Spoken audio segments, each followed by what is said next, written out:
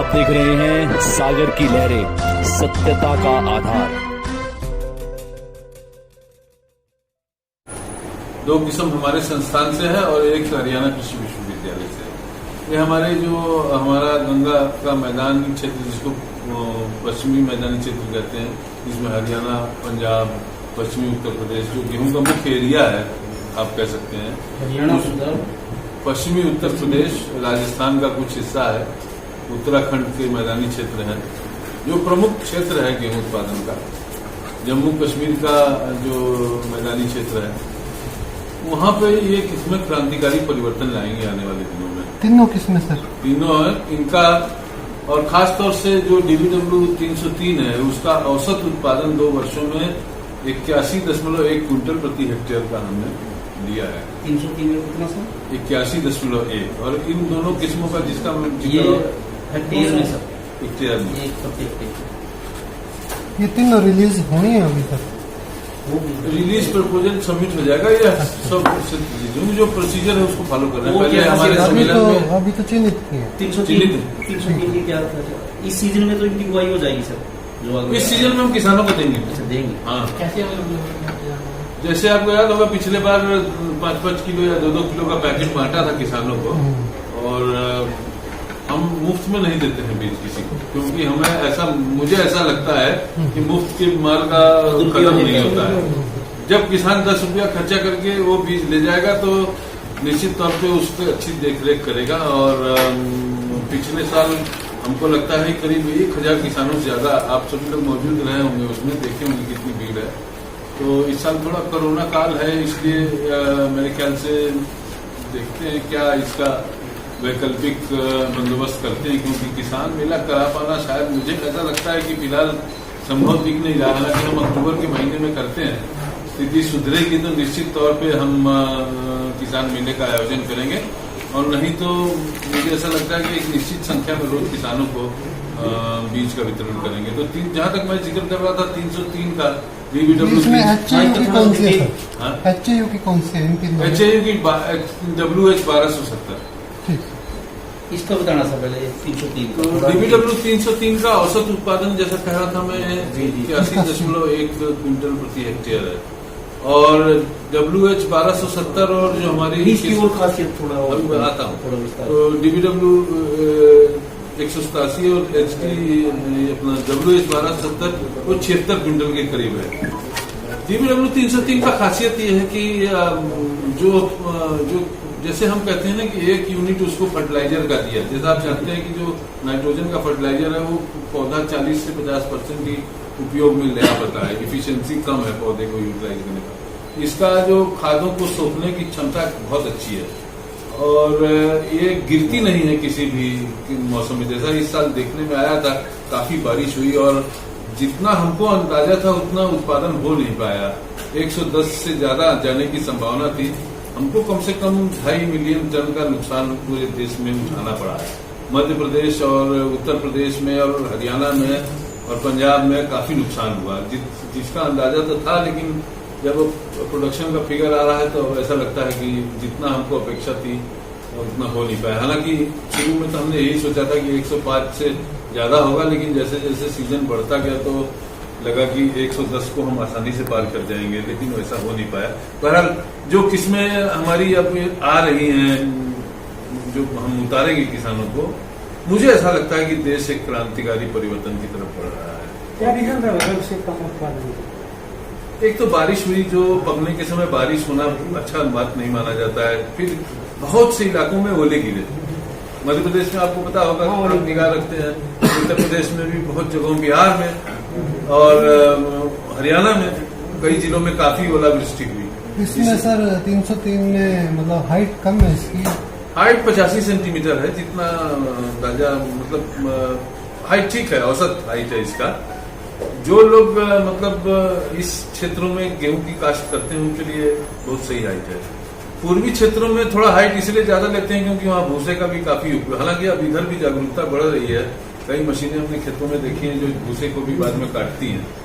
भूसा भी करीब करीब सीजन में गेहूं के बराबर ही बिकने लगता है। जैसे जैसे अक्टूबर का मौसम आएगा भूसे का भी दाम काफी बढ़ेगा। तो एक बात और ये कहना चाहता था कि जो हमने जौ का किस्म इस बार रिलीज किया है DWRB 182, वो बहुत ही उत्तम किस्म है। ये रिलीज हो चुके हैं। मतलब वो प्रपोजल जाएगा, जब तक 1-2 महीने में ये सारा कार्य हम संपादित कर देंगे। दो है जो एक है DWRB 182। फील्ड क्या रहेगी इसकी सर? किसकी? जौ की ईल्ड जो है औसत जितनी 45 से 50 क्विंटल प्रति हेक्टेयर, लेकिन मैं उसकी खासियत पे आ रहा हूँ।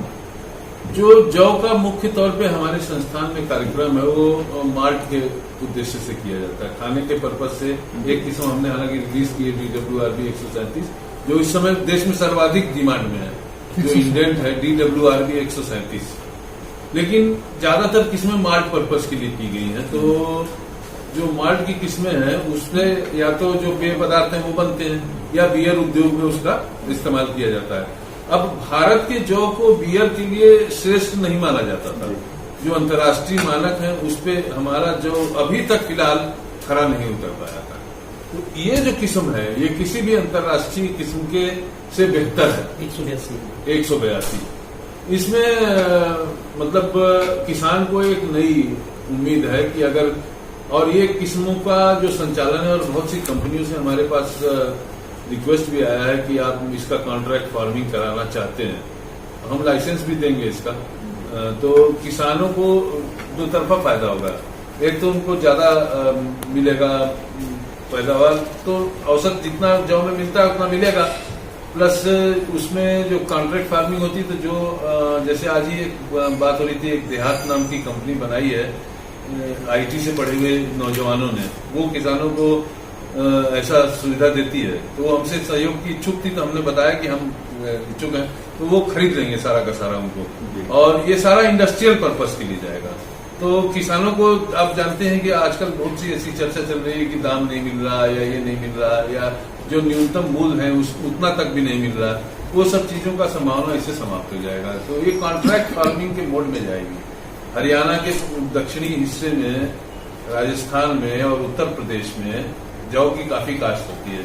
जैसे भिवानी, झज्जर, नारनौल इस इलाके में चले जाएं या फिर रेवाड़ी या राजस्थान में अजमेर वगैरह में काफी जौ लगता है।